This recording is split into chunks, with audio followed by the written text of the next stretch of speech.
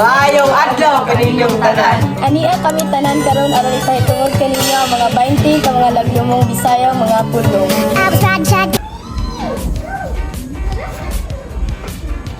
Okay na bay, sa tukmang panahon mo kuya lagi ka. The Bisaya word tukma means accurate or correct. It is used to describe something that is fitting or perfect for a certain situation, like when something is spot on or on point. Salamat ka bitas man sa gawas. Ako daw daw sundi. Ang kasika sa Bisaya nagpasabot og noise o disturbance. Pwede kini gamiton kung naay mga tingog kasaba sama sa daghang tawo nga nagstorya o nagliko. It can also refer to a situation where there is a lot of activity or chaos happening, which causes a disturbance or makes a lot of noise.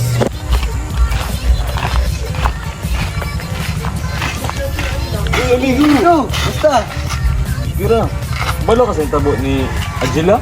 Ila ra ba? Basta sigbuyo tayo ko ba kaya ako. Sinatabo niya ako amigo. Ang sagmuyo sa Bisaya nagpasabot og kasuko o kalagot, kasagaran tungod sa pagkadismaya o frustration. In English, it means feeling upset or irritated. Ayo! Namoy alimin nga bulak? Wala na kami alimin nga bulak, guys. Sige, salamat. Ang alimyon sa Bisaya nagpasabot og usa ka humot o mabangong baho nga makaaghat sa mga senses. Gamiton kini aron mag-describe sa usa ka bagay nga dunay malipayong o maayong amoy sama sa mga bulak o pagkaon o bisan unsang butang nga naghatag kalipay sa ilong.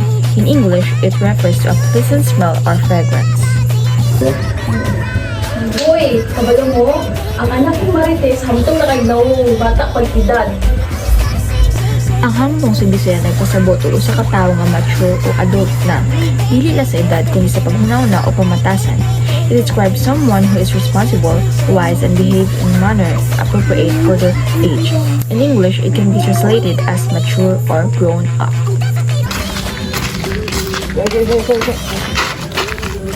Buto mo. Gitlo ko. Kinikiyo, hindi mo dukasan.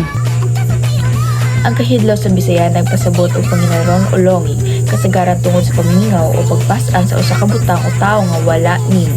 It refers to a deep feeling of missing or yearning for someone or something, usually due to distance or separation. In English, it can be translated as longing or miss. May asiyo with this balcony. Ang huyuhoy sa Bisaya nagpasabot og usa ka mahayag o malipayong hangin, kasagaran sa mga daplin sa baybay o lugar nga hayahay. It refers to a gentle breeze or soft wind, often being a refreshing or calming feeling. In English, it can be translated as breeze or gentle wind. Kadamihas talidhay sa buang Ang talidhay sa Bisaya nagpasabot og prolonged or controllable laughter, kasagaran tungod sa kalipay o excitement. It's a kind of laughter that seems endless and contagious. May hinang kay duha bay. Ang kulbahinam sa Bisaya nagpasabot og usa ka butang nga makapahimo og kahadlok, katingala o excitement. Kasagaran kini ginagamit sa pag-describe og usa ka sitwasyon o panghitabo nga makahatag og dakong impact o makapanghingaha. In English, it can be translated as thrilling, exciting, or astonishing.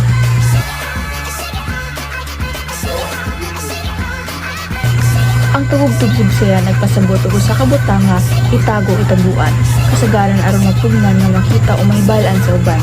It refers to something that is hidden or kept secret. In English, it can be translated as hidden or concealed.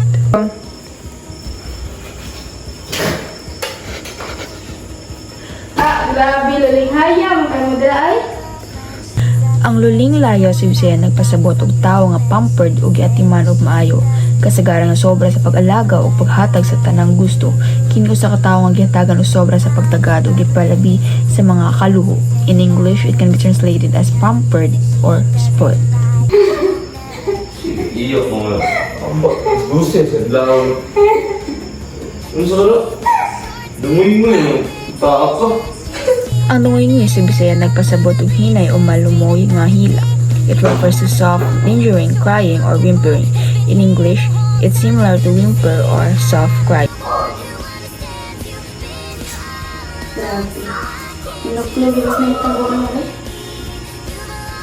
Ang hinuklod sa Bisaya nagpasabot og pagbuto o pagbutok sa usa ka butang kasagaran tungod sa kusog nga persa. Kini mahimong magpasabot og pagsabog, pagbuak o pagkahugno sa usa ka bagay. In English, it can be translated as burst, break, or explode.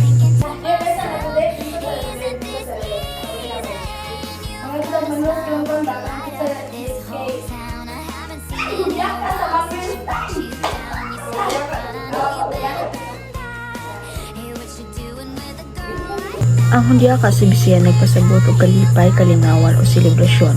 Kini kasagaran gigamit para mag-describe sa usa ka kalihukan nga puno sa kasiyahan, saya ug kalingawan. In English, it can be translated as celebration, festivity, or revelry. Bay. Bunga itong nakadaog sa UN ba? Hindi no? Hindi mo kita mo. Ano itong utok ba? Grabe. Ayo. May bapon gayo. Hindi no. Grabe kang bungan lagi. Kaya ginatutan mo ba? Ang ambungan sa Bisaya nagpasabot og maayong tan-awon o gwapo o gwapa. Kini gigamit aron mag-describe sa usa ka tawo nga nindot og hitsura, makapahimuot og tan-awon o matahong. In English, ang bungan means good-looking or handsome or beautiful.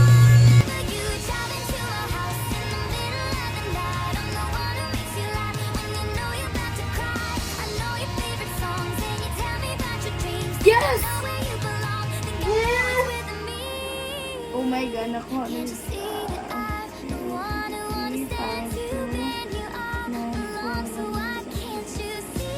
Yes, tukma na jud. Oh my God.